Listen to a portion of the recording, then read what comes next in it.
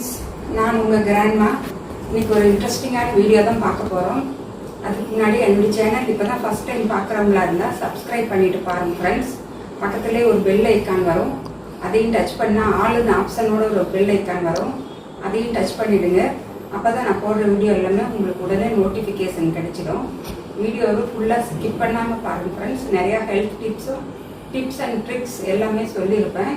வாங்க இப்போ வீடியோக்குள்ளே போகலாம். ஹலோ ஃப்ரெண்ட்ஸ், இன்றைக்கி ஒரு இன்ட்ரெஸ்டிங்கான வீடியோ தான் பார்க்க போகிறோம். தக்காளியில் ஒரு தொக்கு மாதிரி செய்கிறது. தக்காளி பாருங்கள், இது மாதிரி ஒரு 6 தக்காளி இது மாதிரி குட்டி குட்டியாக நறுக்கி வச்சுருக்கேன். அந்த தக்காளியை ஒரு கடாயில் போட்டாச்சு. எண்ணெயெல்லாம் எதுவும் ஊற்ற வேண்டியதில்லை, சும்மா வெறும் கடாயில் போட்டிருக்கேன். கொஞ்சம் புளி கரைச்சல், ஒரு சின்ன நெல்லிக்காய் சைஸுக்கு புளியை நல்லா ஊற வச்சு ஃபில்ட்ரு பண்ணி அதையும் ஊற்றிக்கலாம். ஒரு 1/2 டீஸ்பூன் அளவுக்கு மஞ்சத்தூள் ஆட் பண்ணிக்கலாம். மிளகாய்த்தூள் ஒரே 1 டீஸ்பூன். காரம் எங்கள் பிரியம் நீங்கள் எவ்வளோ வேணுமோ போட்டுக்கலாம், எங்களுக்கு 1 டீஸ்பூன் போதும். உப்பு 1 டீஸ்பூன் அளவுக்கு போட்டுக்கிறேன். கல் உப்பு தாங்க. உப்பெல்லாம் போட்டால் சீக்கிரமாக நல்லா மசிஞ்சு வந்துடும் தக்காளி. இப்போ நான் ஸ்டவ்வை லோ ஃப்ளேம் பண்ணிட்டேன். பாருங்க, இப்போ தக்காளி எல்லாமே நல்லா மசிஞ்சிடுச்சு. ரொம்ப சிம்பிளாக நிமிஷமாக செஞ்சிடலாம். தாளிக்க போகிறேன். இப்போ நல்லெண்ணெய் தான் ஊற்றிக்கிறேன். நல்லா ஒரு 3-4 டீஸ்பூன் அளவுக்கு ஊற்றிக்கலாம். எண்ணெய் நல்லா சூடாயிடுச்சு. கடுகு ஒரு 1/2 டீஸ்பூன். கடுகு நல்லா பொரிய ஆரம்பிச்சிடுச்சு. இப்போ உளுத்தம்பருப்பு 1/4 டீஸ்பூன் போட்டுக்கலாம். கொஞ்சமாக கருவேப்பிலை. பாருங்கள், ஒரு 10 பல்லு பூண்டு கொஞ்சம் சின்னதாக கட் பண்ணி வச்சுருக்கேன்.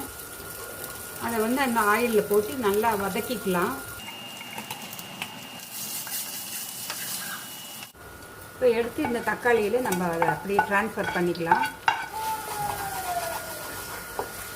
சூப்பரான தக்காளி தொக்கு ரெடி ஆகிடும். கொஞ்சம் நேரம் மூடி வச்சு சிம்மில் ஒரு 2 நிமிஷம் வச்சுருந்தாலே போதும். இப்போ நம்ம சேட்டே பண்ணி ஊற்றின அந்த பூண்டு, கடுகு, உளுத்தம்பருப்பு எல்லாமே அதோட நல்லா பிளெண்ட் ஆகி டேஸ்ட் அவ்வளோ சூப்பர் அருமையாக இருக்கும். இதில் கொஞ்சமாக ஒரு 1/4 டீஸ்பூன் அளவுக்கு பெருங்காயத்தூள் ஆட் பண்ணிக்கலாம். கொஞ்சமாக வறுத்த வெந்தய பவுடர் ஒரு 1/4 டீஸ்பூன் ஆட் பண்ணிக்கலாம். அதுவும் நல்ல டேஸ்ட்டை நல்லா என்ஹான்ஸ் பண்ணி கொடுக்கும்.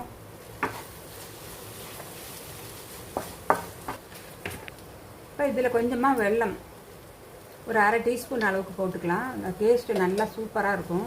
புளிப்பு, இனிப்பு, காரம் எல்லாம் கலந்து இந்த தக்காளி தொக்கு அருமையாக இருக்கும். ஒயிட் ரைஸுக்கும் நீங்கள் சும்மாவே பிசைஞ்சு சாப்பிட்டுக்கலாம். இட்லி, தோசை, சப்பாத்தி, பூரி எல்லாத்துக்குமே செம்ம டேஸ்ட்டாக இருக்கும். தயிர் சாதத்துக்கும் நீங்கள் தொட்டுக்கலாம், அவ்வளோ சூப்பர் டேஸ்ட்டாக இருக்கும். ஃபைனலாக கொஞ்சம் ஃப்ரெஷ் லீவ்ஸ், கருவேப்பிலை, கொத்தமல்லி எல்லாமே இது மாதிரி கிள்ளி போட்டுக்கலாம்.